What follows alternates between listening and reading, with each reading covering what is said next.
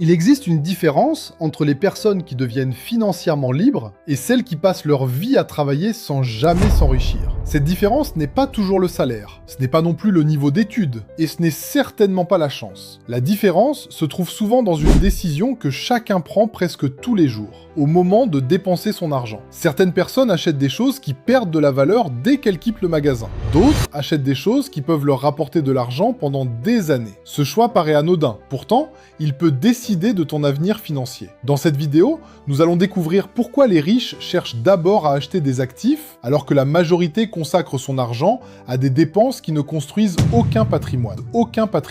Et tu verras qu'une simple manière de réfléchir avant chaque achat peut complètement transformer ta vie. Bienvenue sur Finance Vision. Chapitre 1, la décision qui change tout. Chaque jour, nous prenons des dizaines de décisions. Certaines sont sans importance. Que vais-je manger aujourd'hui? Quels vêtements vais-je porter? Mais une décision a souvent beaucoup plus d'impact que toutes les autres. Que vais-je faire de mon argent? Pour beaucoup de personnes, la réponse est simple. Dès que le salaire arrive, il repart presque aussitôt. Les factures, les abonnements, les achats impulsifs, les sorties et parfois des achats uniquement destinés à impressionner les autres. À la fin du mois, il ne reste presque rien. Puis le même scénario recommence, mois après mois, année après année. Les personnes qui construisent un patrimoine prennent une décision différente. Avant de dépenser, elles se demandent « Est-ce que cet achat améliore simplement mon confort aujourd'hui ou améliore-t-il également mon avenir ?» Cette question paraît simple, mais elle change complètement la manière d'utiliser son argent. Chapitre 2, qu'est-ce qu'un actif? Le mot actif fait parfois peur. On imagine quelque chose de compliqué, réservé aux investisseurs ou aux personnes déjà riches. En réalité, un actif est simplement quelque chose qui peut créer de la valeur avec le temps. Par exemple, un investissement en bourse, un appartement mis en location, une entreprise, des droits d'auteur ou même une compétence qui te permet de gagner davantage. Tous ces éléments ont un point commun. Ils peuvent continuer à produire de la valeur, même lorsque tu dors. Imagine deux personnes. La première travaille 8 heures par jour. Dès qu'elle s'arrête, son revenu s'arrête aussi. La seconde travaille également, mais une partie de son argent est investie dans des actifs. Pendant qu'elle dort, ses investissements continuent parfois de produire des revenus. C'est cette différence qui explique pourquoi certaines personnes construisent progressivement leur liberté financière. Les actifs ne rendent pas riches du jour au lendemain, mais accumulés pendant des années, ils peuvent complètement transformer une vie. Chapitre 3, le piège des dépenses. Soyons clairs, dépenser de l'argent n'est pas un problème. Nous avons tous besoin d'un logement, de nourriture, de vêtements et de nous déplacer. Le problème apparaît lorsque la majorité de nos revenus sert uniquement à acheter des objets qui perdent rapidement de la valeur. Prenons un exemple. Tu achètes une voiture très chère uniquement pour impressionner ton entourage. Quelques années plus tard, sa valeur a diminué. Tu as payé l'entretien, l'assurance, le carburant et parfois même un crédit. Pendant ce temps, cet argent aurait pu servir à construire quelque chose qui rapporte. Encore une fois, il ne s'agit pas de dire qu'il ne faut jamais se faire plaisir. Le véritable objectif est de trouver un équilibre. Les personnes financièrement intelligentes profitent de la vie, mais elles essaient aussi de faire en sorte qu'une partie de leur argent travaille pour elles. Parce qu'elles savent que chaque euro peut suivre deux chemins. Le premier, disparaître définitivement. Le second, participer à construire leur futur. Et c'est souvent ce choix, répété des centaines de fois au cours d'une vie, qui finit par créer une énorme différence entre deux personnes ayant pourtant commencé avec les mêmes revenus. Chapitre 4. Pourquoi les riches réfléchissent différemment? Les personnes financièrement libres ne voient pas l'argent comme la majorité. Pour beaucoup, l'argent est fait pour être dépensé. Dès qu'ils reçoivent leur salaire, ils pensent immédiatement à ce qu'ils vont acheter. Une nouvelle télévision, un nouveau téléphone, une nouvelle voiture ou des vacances plus luxueuses. Les personnes riches, elles, se posent une autre question. Comment cet argent peut-il produire encore plus d'argent? Cette façon de penser change tout. Au lieu de dépenser la totalité de leurs revenus, elles mettent d'abord une partie de leur argent au service de leur avenir. Elles investissent, elles créent des entreprises, elles développent des compétences, elles recherchent des opportunités. Elles comprennent une vérité simple. L'argent est un excellent serviteur, mais un mauvais maître. Si tu dépenses chaque euro dès que tu le gagnes, tu devras toujours travailler pour obtenir le suivant. En revanche, si une partie de ton argent commence à travailler pour toi, tu construis progressivement une nouvelle source de revenus. C'est ainsi que naît la liberté financière. Chapitre 5. Le piège des apparences.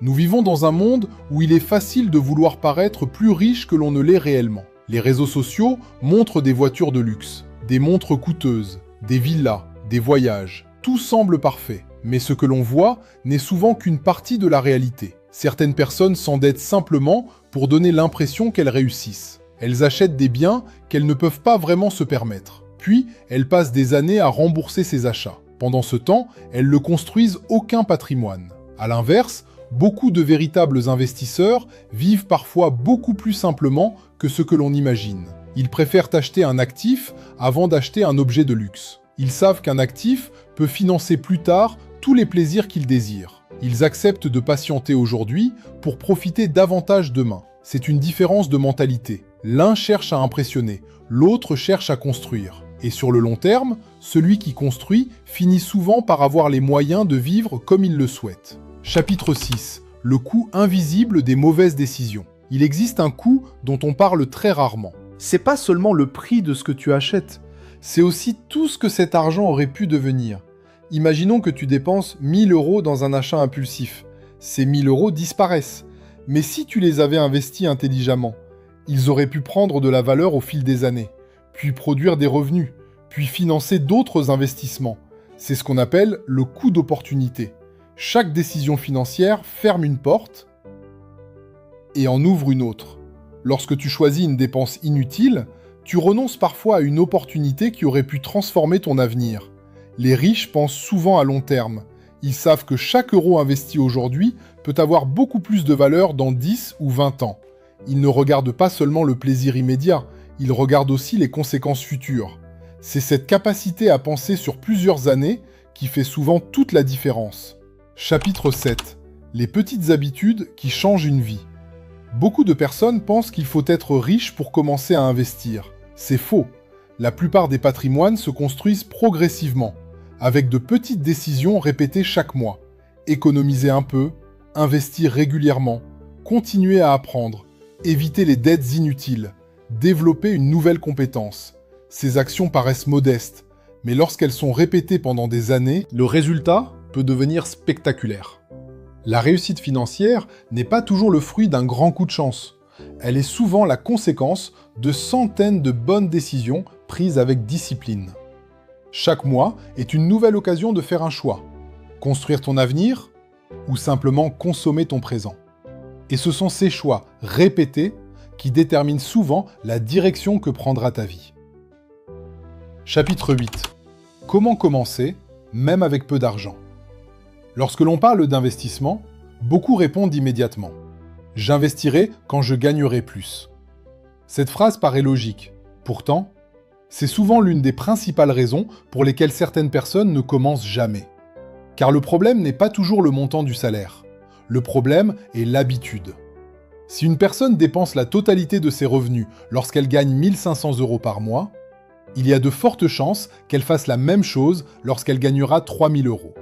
Et peut-être encore lorsqu'elle gagnera 5 000 €. Pourquoi ? Parce que les habitudes financières évoluent rarement toutes seules. C'est pourquoi les personnes qui réussissent commencent souvent avant de se sentir prêtes. Elles décident de mettre de côté une petite partie de leurs revenus. Pas ce qu'il reste à la fin du mois, mais une somme définie dès le début. Même si ce n'est que quelques dizaines d'euros. Avec le temps, cette discipline devient naturelle. Puis cette épargne peut être utilisée pour acheter des actifs. L'important n'est pas de commencer avec beaucoup. L'important est de commencer. Car le temps est l'un des plus grands alliés de ceux qui investissent régulièrement. Chapitre 9. L'erreur que font la plupart des gens. Une erreur revient sans cesse. Les gens augmentent leur niveau de vie dès que leurs revenus augmentent. Ils obtiennent une augmentation, ils changent immédiatement de voiture. Ils déménagent dans un logement plus cher. Ils achètent davantage, ils dépensent davantage. Et au final, ils restent dans la même situation financière. Leur salaire augmente, mais leurs dépenses augmentent encore plus vite. Les personnes qui construisent un patrimoine adoptent une autre stratégie. Lorsqu'elles gagnent davantage, elles ne dépensent pas automatiquement davantage. Elles augmentent d'abord leurs investissements. Puis, lorsque leurs actifs génèrent suffisamment de revenus, elles profitent davantage. Elles laissent leurs investissements financer leur style de vie. C'est une différence de patience. Et cette patience produit souvent des résultats impressionnants après plusieurs années. Chapitre 10. La liberté financière commence par une décision. La liberté financière n'arrive pas en une nuit. Elle ne dépend pas uniquement d'un gros salaire. Elle ne dépend pas de la chance.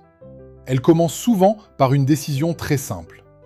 Décider que chaque euro aura une mission. Au lieu de laisser ton argent partir sans réfléchir, tu lui donnes un objectif. Construire ton avenir, créer des revenus, protéger ta famille, préparer ta retraite, financer tes projets. Petit à petit, tes actifs commencent à grandir, puis ils produisent leurs propres revenus. Et un jour, tu réalises que ton argent travaille enfin avec toi, au lieu de travailler contre toi. C'est cela, la véritable richesse.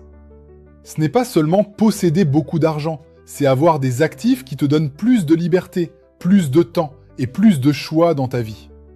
Si tu ne devais retenir qu'une seule idée de cette vidéo, ce serait celle-ci. Chaque achat est un vote pour ton avenir. Chaque fois que tu dépenses ton argent, tu choisis la direction que prendra ta vie financière. Les personnes qui deviennent financièrement libres ne sont pas parfaites. Elles se font aussi plaisir. Elles voyagent, elles profitent de la vie. Mais elles ont compris une règle essentielle. Avant de multiplier les dépenses, elles construisent des actifs, car elles savent que ce sont ces actifs qui financeront leur liberté de demain. À partir d'aujourd'hui, pose-toi une question avant chaque achat. Cet argent disparaît-il ou travaille-t-il pour moi ? Cette simple question peut transformer ta manière de gérer tes finances. Merci d'avoir regardé cette vidéo jusqu'au bout. Si elle t'a apporté de la valeur, laisse un like, abonne-toi à Finance Vision et active la cloche pour ne manquer aucune de nos prochaines vidéos. Sur cette chaîne, notre objectif est simple. T'aider à comprendre l'argent, à développer ton intelligence financière et à construire, étape par étape, une véritable liberté financière. À très bientôt pour une nouvelle vidéo sur Finance Vision.